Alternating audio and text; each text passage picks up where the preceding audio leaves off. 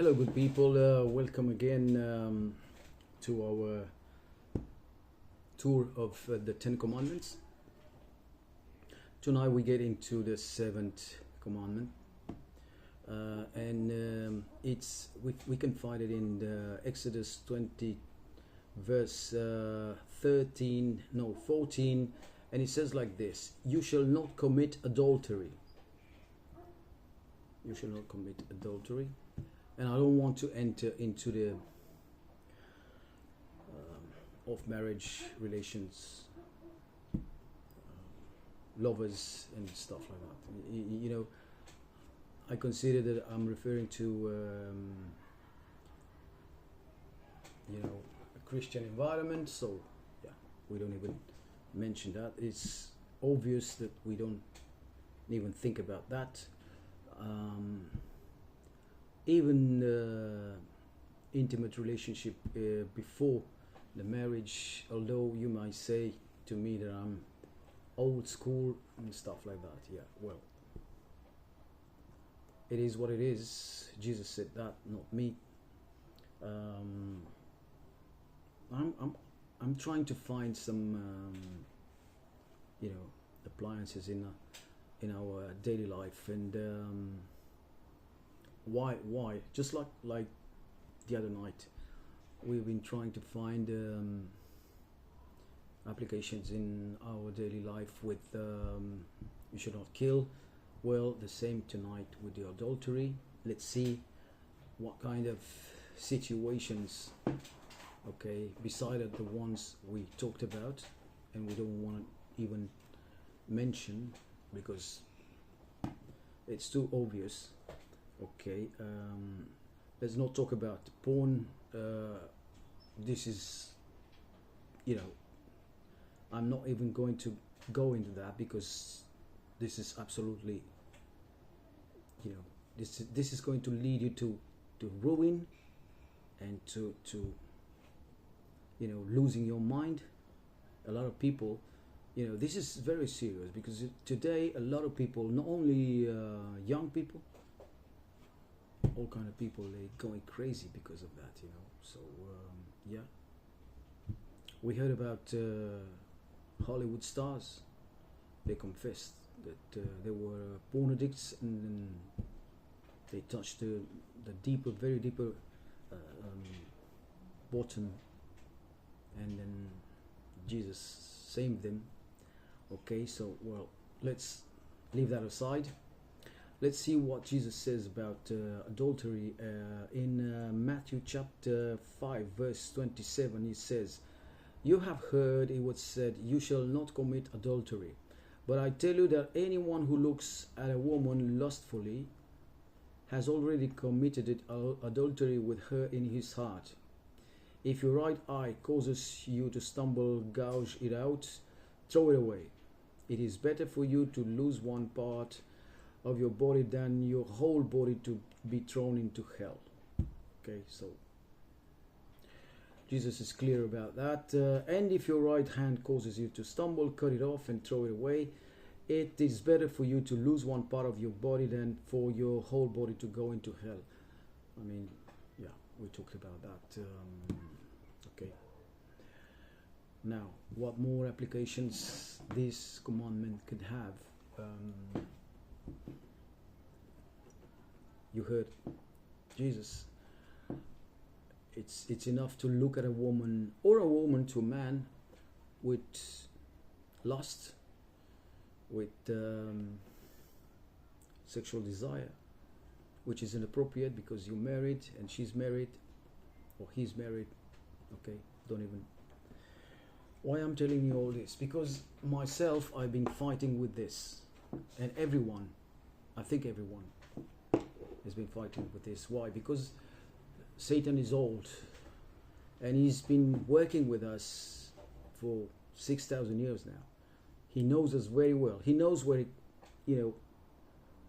where our weak points are. All right. So therefore, he comes, and this sector, this side of human being, is very exploited for him because by him because he knows sexual desire is very strong among people. Okay, so yeah, we need to fight back. It's no good for us to say, listen, Lord, I know you love me, I know you, and it is true. He loves you and me and loves everyone, but he hates sin. All right, so therefore we need to fight back in order to, to chisel, or in order to work on our character. Because when Jesus comes back, the only thing we will take with us into the kingdom of heaven is going to be only the character, not your favorite boots, not your favorite jacket, nothing. Only your character. And this character has to be formed, has to be forged right in here. All right. I know it's tough. I know we gotta fight. I know it's a continuous fight against evil, but this is what it is. We can't say to the Lord, this is who I am, I cannot change, I know you love me, that's the way it is, that's it. No. Jesus wants you to fight, and Paul says to us, we need to fight against the forces of evil, the darkness. Okay. There's another, appliance to this, and I need to mention, some collective, the ones with the little arc rainbow sign. I'm not going to say the word. They are fighting for their freedom, and they are fighting for their rights. I don't know what freedoms they don't have. I don't know what rights they don't have, or they claim. I think they have every rights, sometimes more than us. There is a street preacher in States.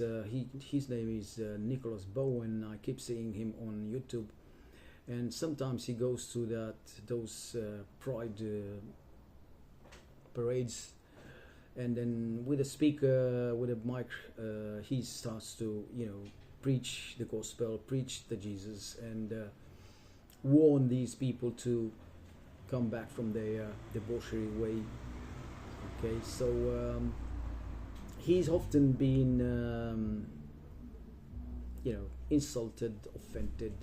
They throw alcohol on him, they insulted Jesus. The videos on YouTube, you just can't believe your eyes when you see how these people behave, when you say, oh, this is the people who are claiming for the rights, and they're claiming for love and tolerance, and they come with the excuse that Jesus loves us all anyway, so it doesn't matter what we do.